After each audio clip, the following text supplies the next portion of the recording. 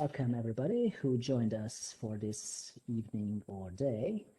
We are starting off our session for this event, or panel to be more exact.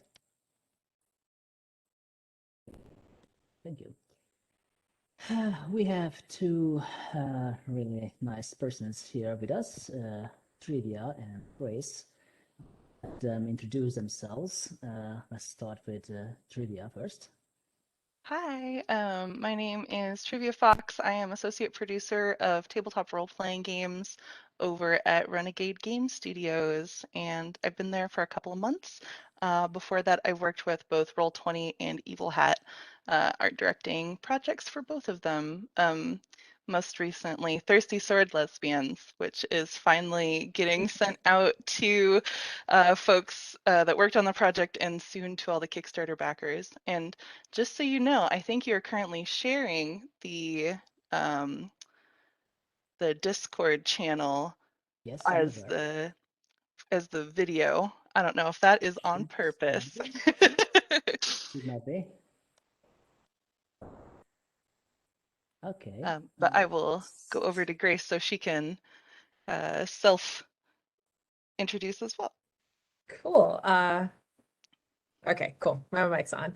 Name's Grace. I work for Wizards of the Coast as a narrative designer on Magic the Gathering. I've also been a freelance illustrator for the past decade or so.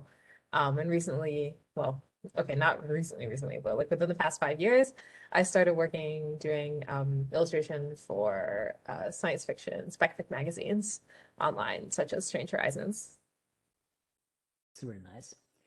So, I wanted to ask, how does somebody become a director? Because there is not really a course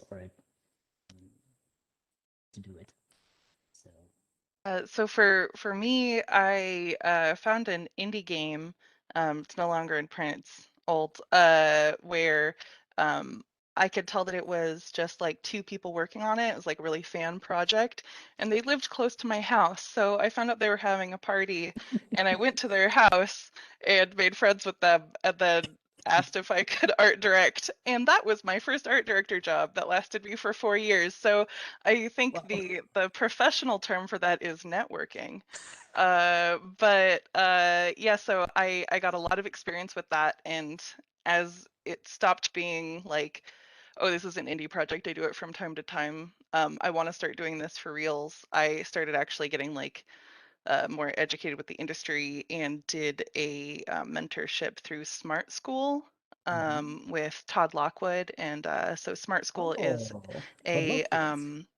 yeah, so it's like an atelier sort of online situation where you sign up for classes and you get paired with a industry illustrator, and then you can also like go and watch other classes and see things from other artists, so you get kind of like a breadth of experience there. And so I got to ask a lot of questions about being in the industry and working with other art directors. So I just it felt, you know, a little more like an intuitive sort of practice versus, you know, when you kind of go into something, you know, getting a degree or whatnot, where there's kind of set rules, right? Like it can be a little more, are you a good project management type? Do you have, you know, a an eye for illustration? Can you talk about visual things with words? Are like the skill sets you end up having to develop. So that's how I did it. And Grace, Yeah, how I feel like does everybody has a different way that they get into these kinds of things because there's no like college where it's like, yes, enroll here for your bachelor's in tabletop. yes, Um, it's very and specific so indeed.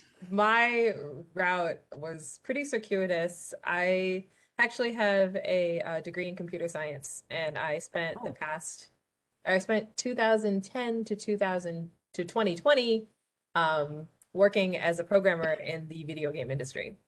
And that's that impressive. kind of gave me like a lot of understanding of what game development is like from a virtual side. Because like I was on the production end. So basically people would design things and then I'd have to implement them.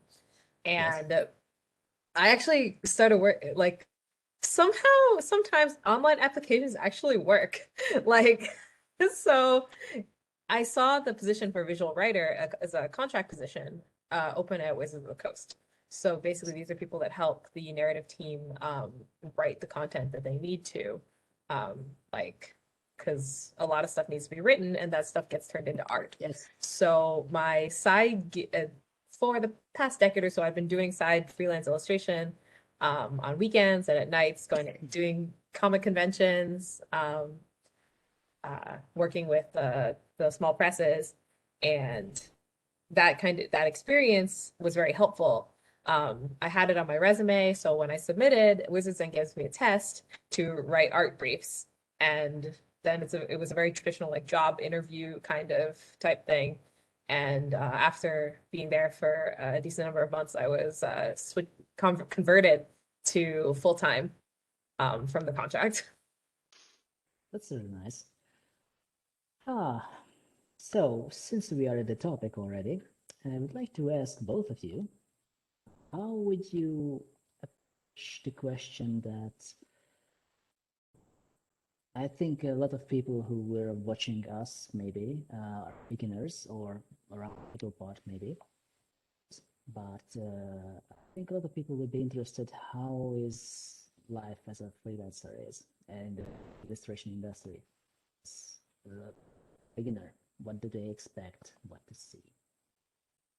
I like a sort of an expectation is that you kind of have to be like your own everything, which is probably the hardest part. Like, every skill set you need in order to be a successful freelancer, like in the real world or at a company or in a business, right, is its own job for one person.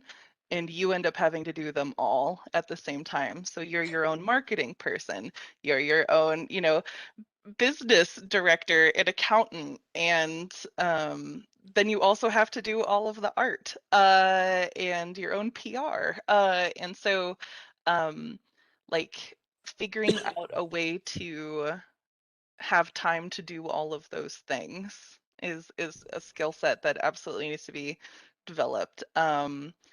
And just getting the habit of doing the work even when it doesn't feel fun.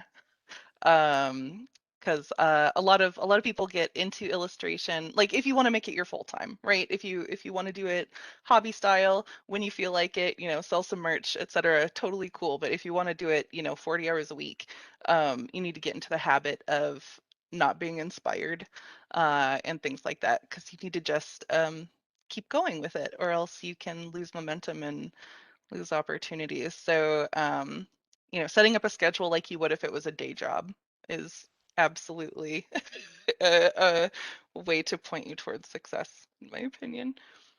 Great. Yeah.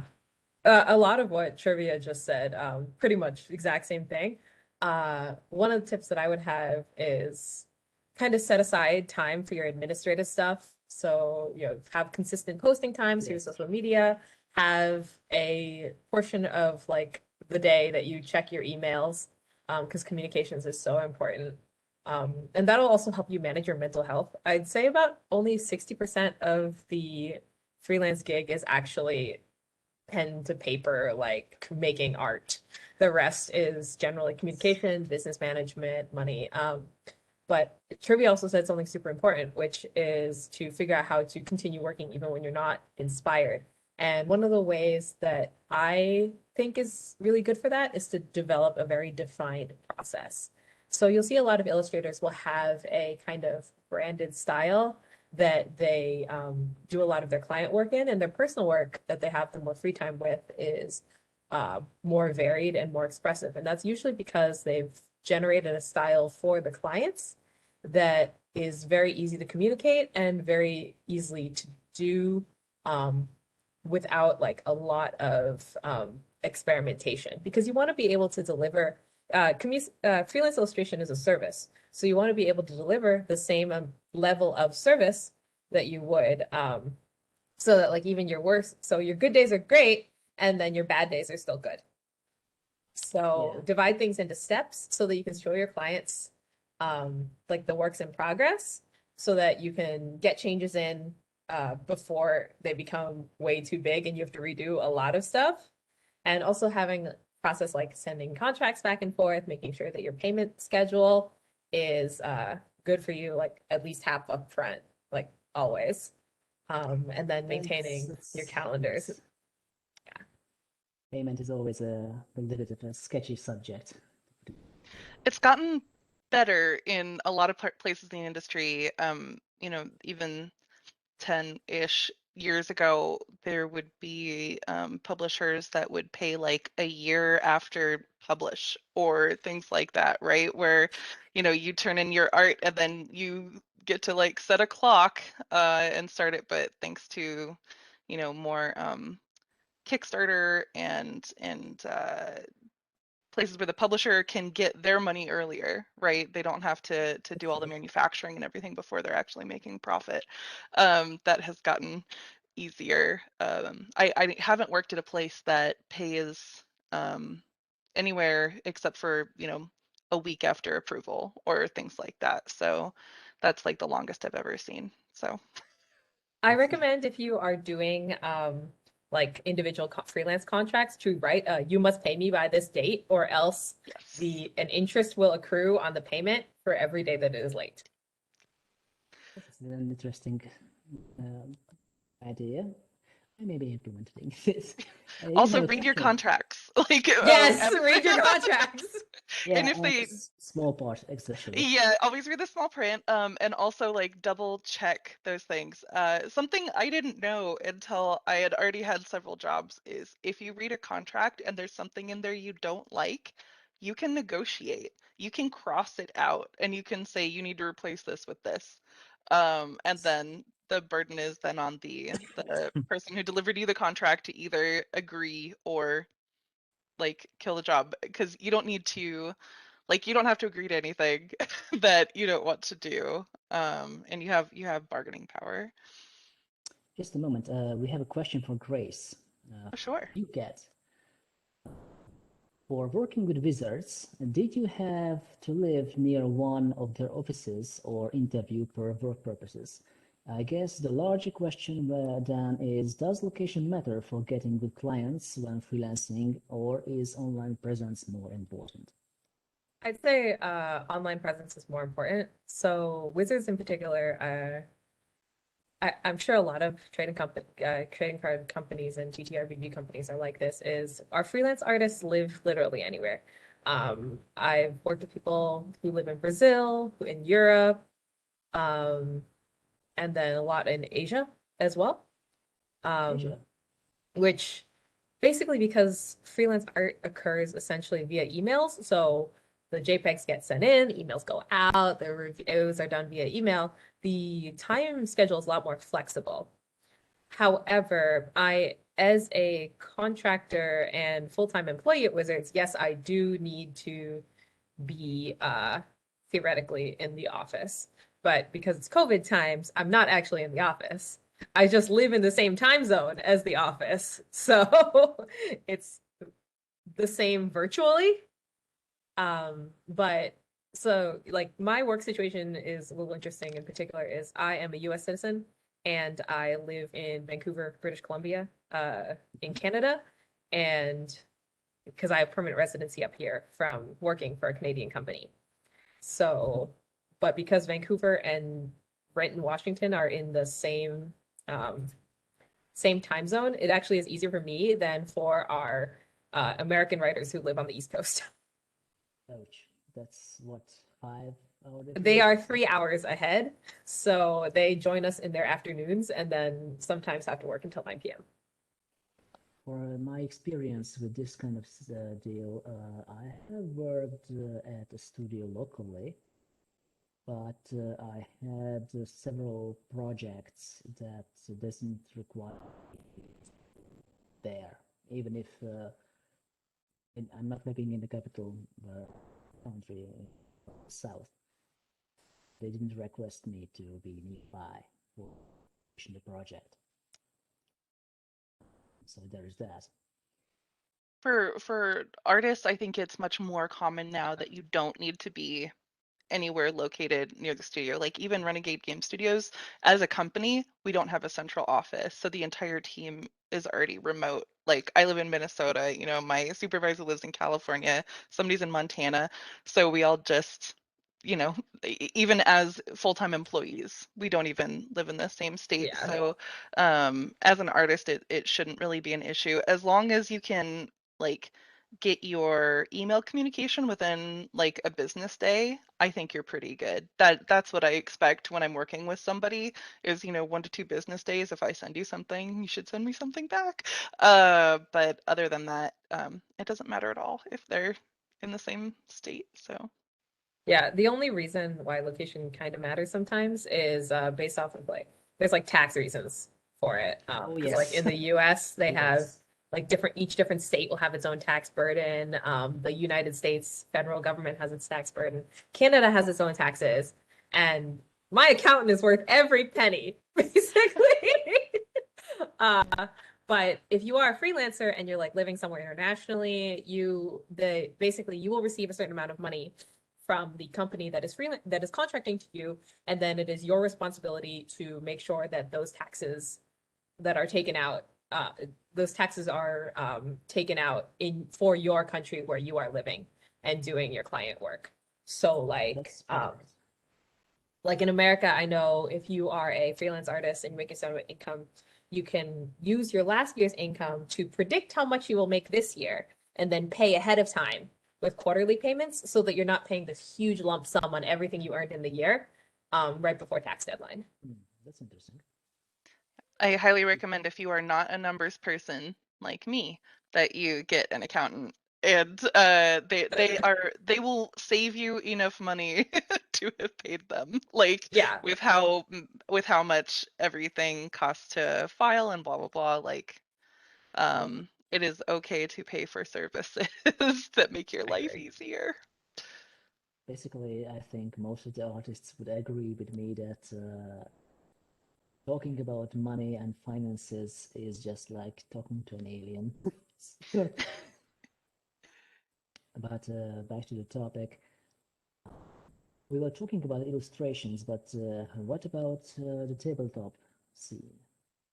What is there any difference between classic illustrations for, I don't know, studios and clients and tabletop in general? It so each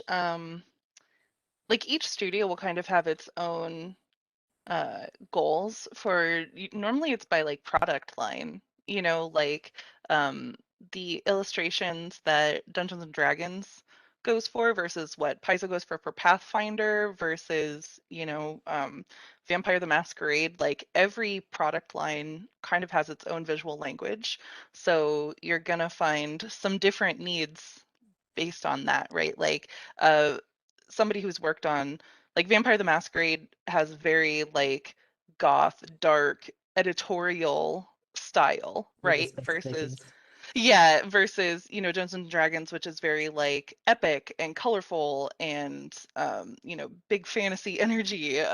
So um every every tabletop game will have something a little different. And then the indie scene is also super different where you can get a lot more like comic books and all sorts of things like that. So um I'm currently managing a whole bunch of unannounced projects that all have very different needs. So that has been a really interesting thing of like I can't spend like 4 weeks really drilling down on getting all of this art really specific and blah blah blah. Like I have to, right? But I don't have the luxury of like that's all I looked at for a month, so now I know exactly what it is. It's like this one needs this and this one needs this. So that's been interesting for me. That doesn't answer your question at all.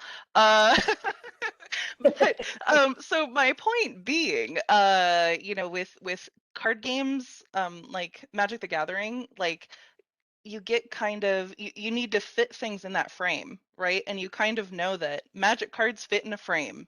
With Yes. tabletop games, maybe you're getting a character illustration and it's transparent and it can be different. Or maybe it's a full page. Now it fits in a frame. Is it a book cover and it wraps all the way around? So uh, there's a lot of really like interesting problems to solve for different projects. Oh, and board games, right? Like now you're Oh talking yes, about little excellent. standees or big boards.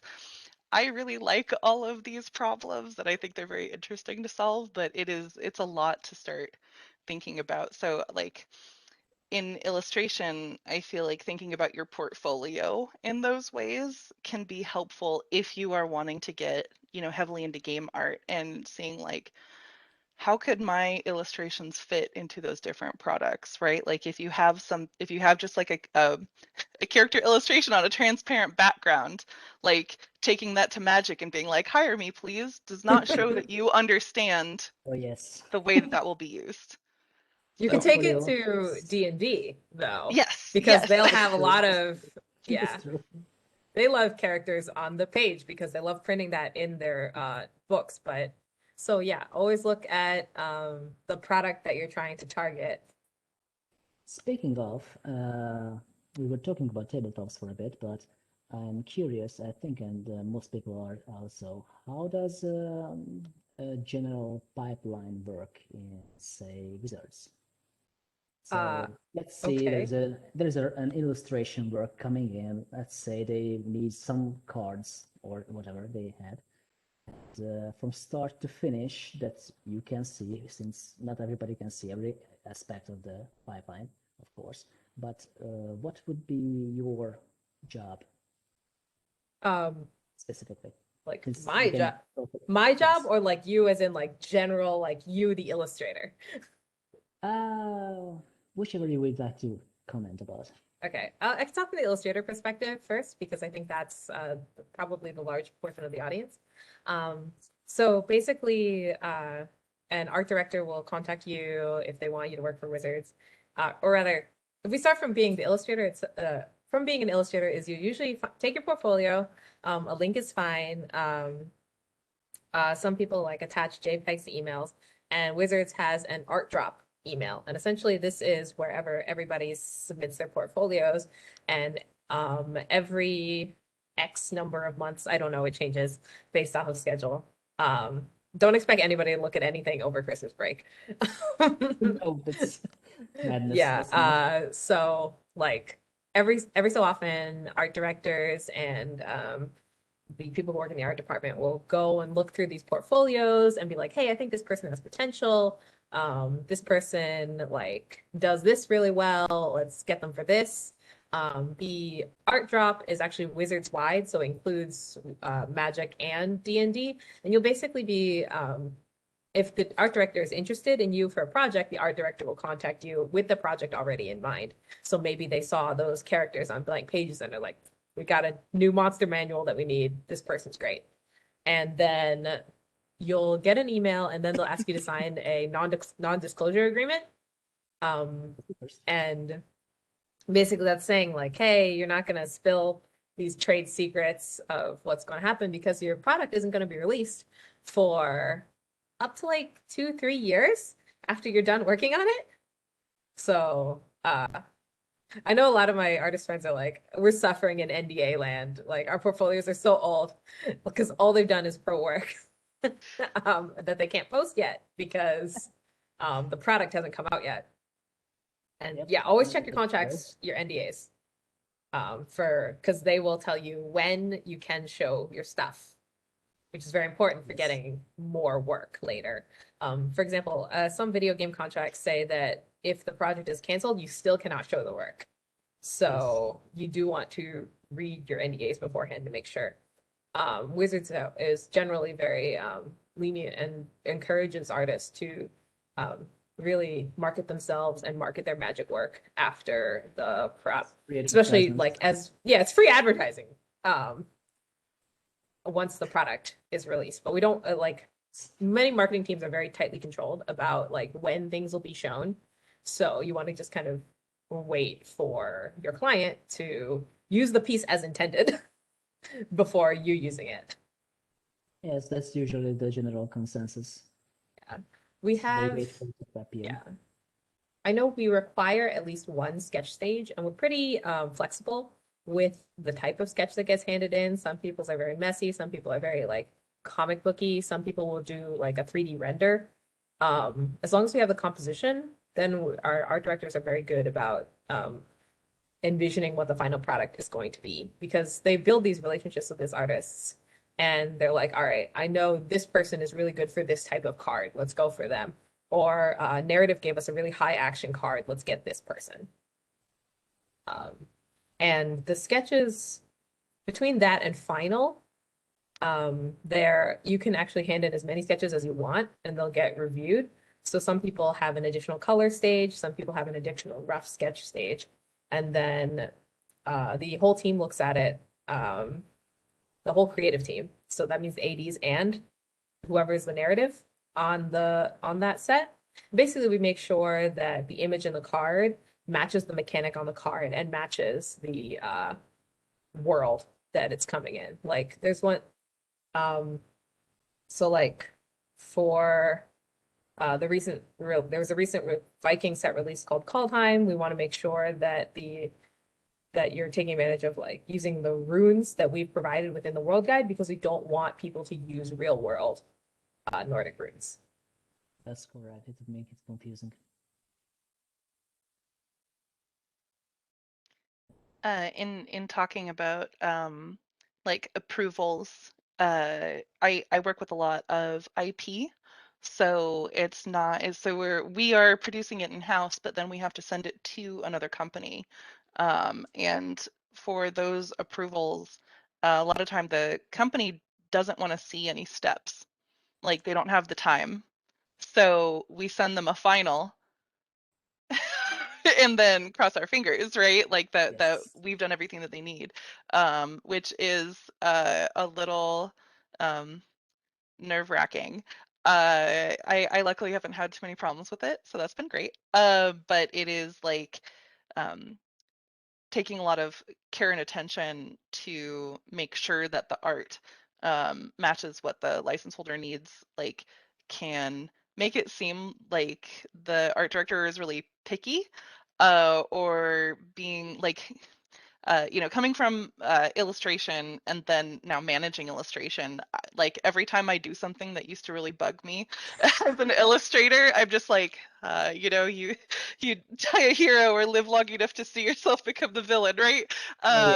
Like, like I had to have, the whole like border of an image changed, right, and remove like a whole bunch of things recently, and I was just like, I can't really apologize that much, right? Because this is how it goes. But looks great now. Thanks for all the extra hours I had to make you put in because of client stuff. But yeah, so like I think having some more understanding of that's kind of how it goes and it's not anybody's fault, is helpful to have as an illustrator, so that it's like nobody's trying to be picky just to be picky, or like just to be a jerk about it, or Of I'm course. sure there are probably art directors out there that just want to send things back a cajillion times because they're very particular, but for the most part everyone's just trying to get the art in the place and then move on to the next project because you've got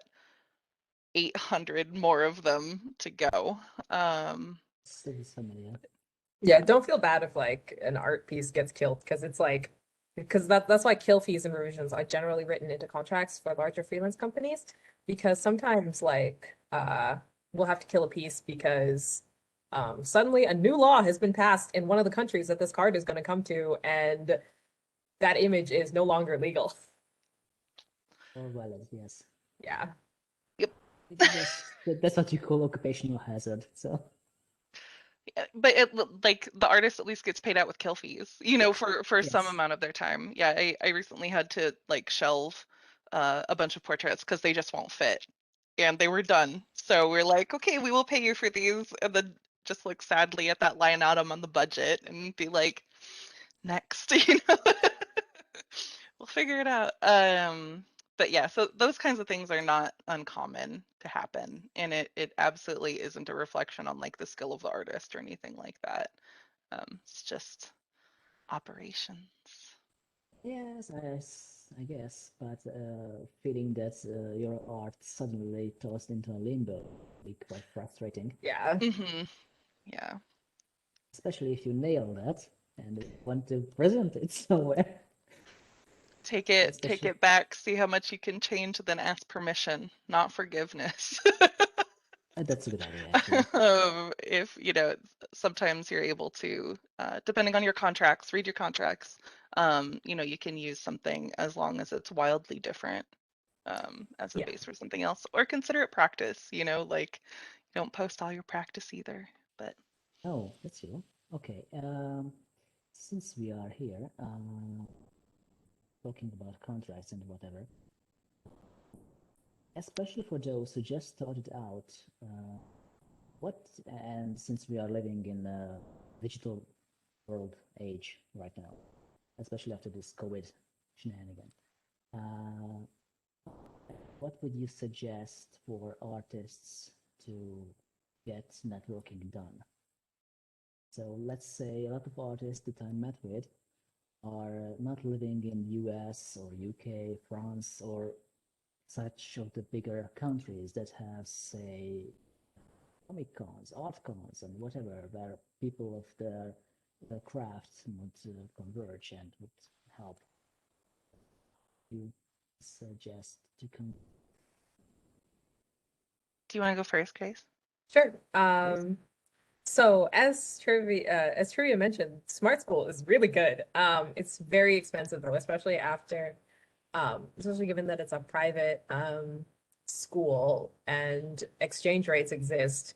It's very, very, very expensive for people from countries that don't, where the US dollar is much higher. Um, but in the meantime, so the first thing you want to work on is your skill. So get your skills up to a technical level where you think that, hey, I could start applying for jobs for this company, that company. My work looks like the work that they have been publishing. And find peers in the same kind of level as you, because these are the people that will essentially, rising tide. A rising tide floats all boats. So these are Yes. the people who you're going to be working with, people that you can get feedback with, um, and you guys will grow together. And as if one of you gets lucky and is like, I don't have the time to do this, then they'll start handing gigs off to you. And it's kind It's of, happened to me, yes. yeah. And so basically, network first by finding your artistic peers.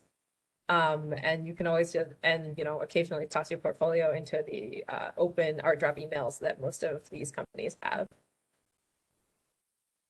Yeah, follow the directions for companies when they say this is how to submit things to us. Um, like sometimes I will just get like DMs in my Twitter and things like that, and I'm like, I'm not gonna look at this ever. Like I have a specific filter in my inbox that I put all the portfolios in, and when I'm like, I have 10 minutes between this meeting or whatever, like I'll go look at some portfolios or whatnot. So follow directions though, or else it's not going to get seen. And I also recommend using like hashtags for if you want to get involved in like specific properties, to use hashtags and to like at the appropriate Twitter accounts and Instagram and whatnot, right? Because there are like I've been given artists from companies that have been like, we saw this, we liked this, and so then Oh, I'll go contact that artist. Like obviously the, license holder already likes what you're doing, so that might make my job easier.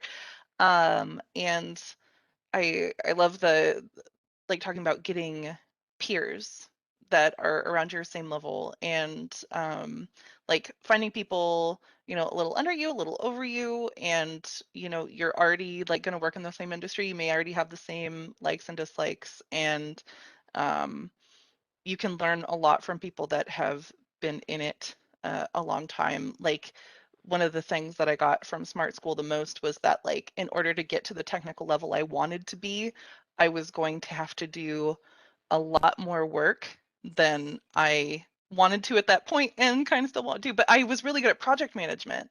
So like I was able to take a lot of the things that I learned in Smart School, and I still do illustration. It's still fun. I'm not going to hit magic level. I'm not going to hit D&D level without, years of dedicated study. And I wouldn't have gotten that kind of feedback without being in those circles. And I was able to shift into a place that is like art related without like, all right, take the next 5 years and get this figured out. Um, and yeah, so your peer networks are gonna do it for you, and also like posting often, and um, also having a good portfolio that reflects the type of work that you do.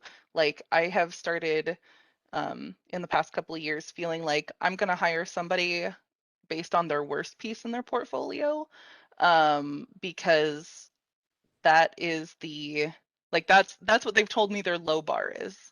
So if they're having a bad day, if they're not having a good time on that job, if X and Y and Z comes up, I can expect that level, and like hopefully, it's the best parts of the portfolio, but like I do look at your worst pieces. I do not hire off best pieces because that's expecting somebody to always perform at their top, which I think is It's limited generation. aspirational. That's a really healthy way of thinking, I think, because not everybody can always hit the high notes, always, all the time. It's just unreal. Um, about illustrations in general, um, do you have any idea to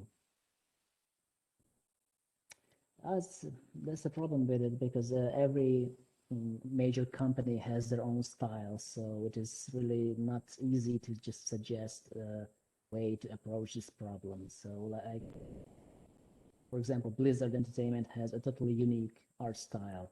Wizards of the Coast, same deal, so on and so forth.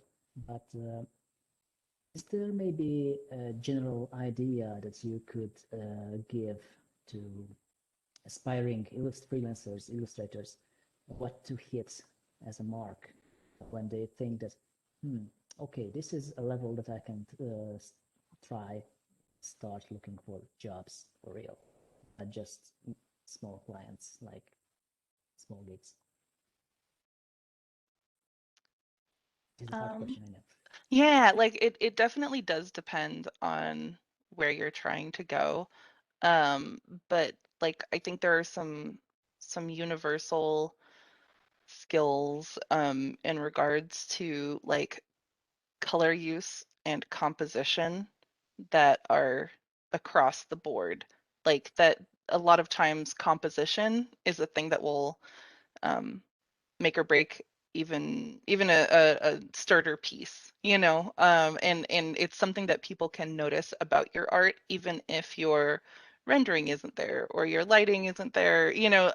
Having a really strong composition can save a lot of work. So uh, and having that understanding of how it will eventually be used. Like sometimes I'll see somebody's portfolio and it's like, everything is so strong in the lower left-hand corner of every piece, and I like I don't want to give them something that has to go in a print book where I'm not even sure where it's going to end up, because a lot of times we will um, get art done before the book layout is done, and then we're like, okay, we'll place what we have, and so I need to make sure that those pieces will work anywhere on a page. So um, making sure that your art is something that you could see published on or in existing product. And if you like, I like to make little mock-ups of things sometimes, like just to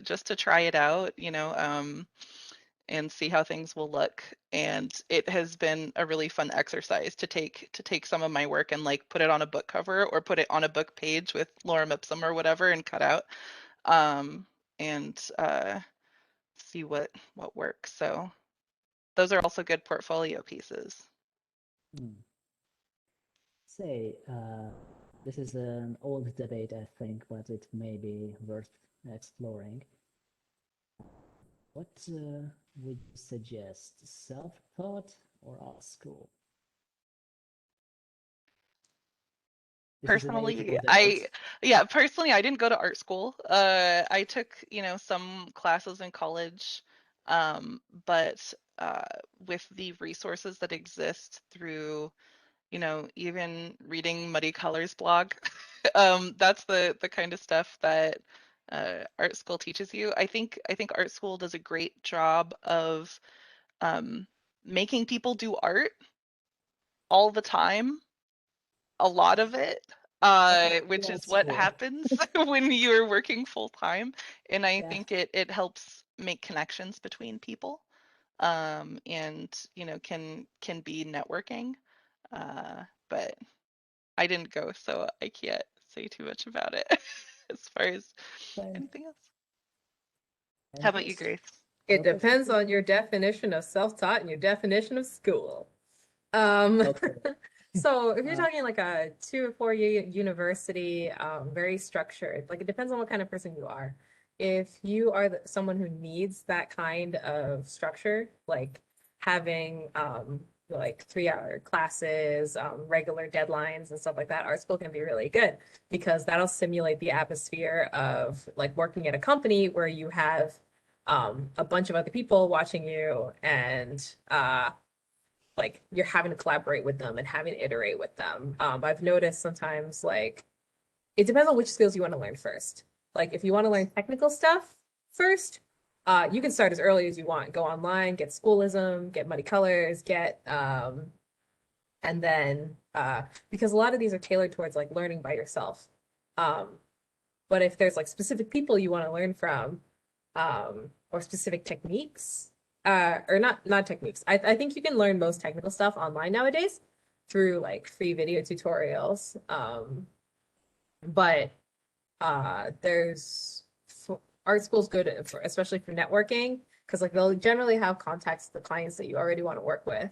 So before going to art school, I would say heavily research the school itself to see, is this school going to pipeline me into where I want to go? Like, is this I kind of generally view art school as like a industry shortcut because you don't have to build those relationships. The school already has them there for you.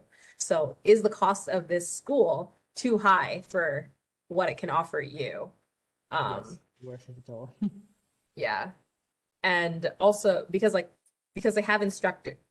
Theoretically, if you have good teachers, then those teachers know a way to condense and explain the information of a technical aspect in a direct enough way that you'll be able to pick it up a lot faster than if you were experimenting around by yourself. So you basically just have to measure, is the amount of money I have to survive worth this kind of like shortcut speeding up of this process I might already be doing myself. If you I don't know if illustration is a career for you. If you think if the only way that you can illustrate is either if somebody is very strictly telling you what to do, or if you have no one telling you what to do. Like if you follow on either ends of those spectrum, then with the amount of self-management that you're going to have to do to be a freelance illustrator, I don't know if it's a great career path. That's true. Although I think I forgot to mention one of the other possibilities, which are internships. Of course, these, Usually you'll need this goal for the internship for legal reasons. yes, Yeah, like since they because are the only held for definition, students, yes. it's the definition I of what an internship is. For most game studios, I have not personally run into illustration internships. And They like are rare. those might exist at like Wizards, but like I don't believe they exist at, Paizo, or they definitely don't at Renegade. I don't and so like that sort of pipeline into a full-time job, I think doesn't exist in the way that it used to, at least in the States. um, and a lot of art school programs are really like designed more for studio art and like fine arts, more than editorial and game and book illustrations. Like I got a lot of pushback when I would try to do more fantasy stuff when I was in college. And that is normal and fine because they're like this, like we are doing still lifes and figure studies and stop putting ears on everything, so it doesn't necessarily, like, you learn a lot of the fundamentals that you absolutely need to make great paintings and great work, but like, and maybe this has changed. It's been a while since I've been in college, but getting a portfolio out of it with your schoolwork that could get you hired might be a little tricky depending on what kind of school you're going to. Okay, so since we have only 5 minutes left, I leave both of you enough time to leave your contacts and where people can find you. They are interested in your personal work, want to talk to you. So if you could, you can write them down to the Discord and them in live. Forget, are we in A or B? We are in B. B. Thank you. Bartholomew B. Yes. Double B. Yes. So until you are typing, I'm just telling the audience that we're wrapping this up in 4 minutes. So if you have any last minute questions for our participants, then please do so. Yeah, and I'll put my Twitter in the Discord. I think my pin tweet, I'll figure it out. But I at one point accepted a bunch of portfolio submissions and the tweet took off really much more than I thought it would. It always does. Oops. I was like, why are there 1,000 notifications? Oh my God. But I promise I look at everyone's portfolio. I can't promise that I respond to everyone's portfolio, but when I can, I try to do some level of portfolio review, just to say, here's some stuff you might want to look at. Here's some things that I noticed, and I'm always happy to do that because getting feedback is helpful, and especially your early on, yes.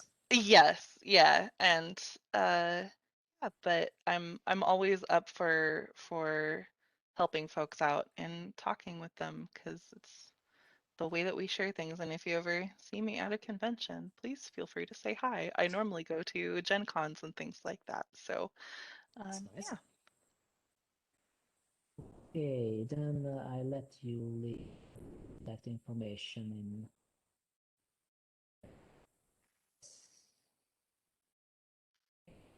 See, Grace already filled it out. Okay, this might sound funny, but any last words?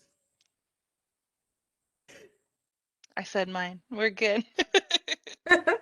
Okay, Yeah, I feel just like even when shit hits the fan, just keep drawing, and don't necessarily like try don't hang up your own artwork like based off of client work and stuff.